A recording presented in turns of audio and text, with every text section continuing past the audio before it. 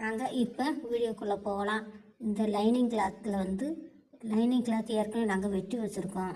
வெட்டி வச்சதை மெயின் கிளாத்தில் போட்டு வெட்டணும். இப்போ பின்கழுத்து வெட்டுறோம். பின்கழுத்து அரைஞ்சிக்கே பழம்புல போட்டு வெட்டி எடுக்கணும். இது நீங்கள் புதுசாக டெய்லர் பழகிறவங்களுக்கான இந்த வீடியோ. இதை பார்த்தீங்கன்னா உங்களுக்கே ரொம்ப ஈஸியாக இருக்கும் தைக்கிறதுக்கு. இதை அப்படியே மெயின் கிளாத்து மேலே போட்டு அடித்து திருப்பணும். அடித்து திருப்பிட்டீங்கன்னா உங்களுக்கு ஃபினிஷிங் அழகாக கிடைக்கும். அதே மாதிரி இடுப்பு பகுதியவும் அடித்து திருப்பிடணும். அடித்து திருப்பிட்டு ஓரத்தைகள் போட்டணும். அடுத்து முன்கழுத்தை கிராஸ் கட் பகுதி கிராஸாக போட்டு வெட்டியிருக்கோம். இது 38 இன்ச்சு ப்ளவுஸு. அதனால் பாடி அளவு கொஞ்சம் உங்களுக்கு சுற்றளவு அதிகமாக இருக்கிறதுனால இது கிராஸ் கட் போட்டாலே உங்களுக்கு பெர்ஃபெக்டாக இருக்கும்.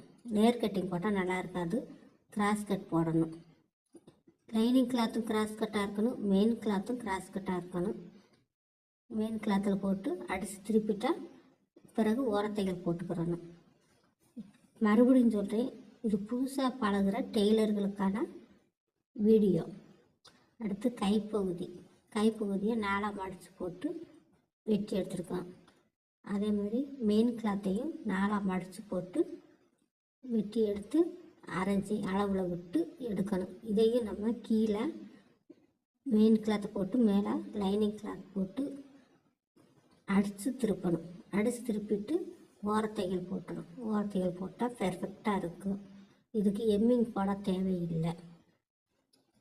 அடுத்து பட்டி வெட்டி வச்சுருக்கோம். லைனிங் கிளாத்தை மெயின் கிளாத் மேலே போட்டு பட்டியை 2 பட்டி வெட்டி எடுத்து வச்சுட்டோம்.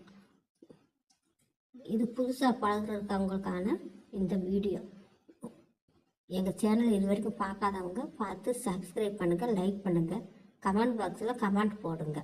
இப்போ வெட்டி எடுத்தாச்சு. வெட்டி எடுத்து தான் தைக்கிறதுக்கு ரொம்ப ஈஸியானது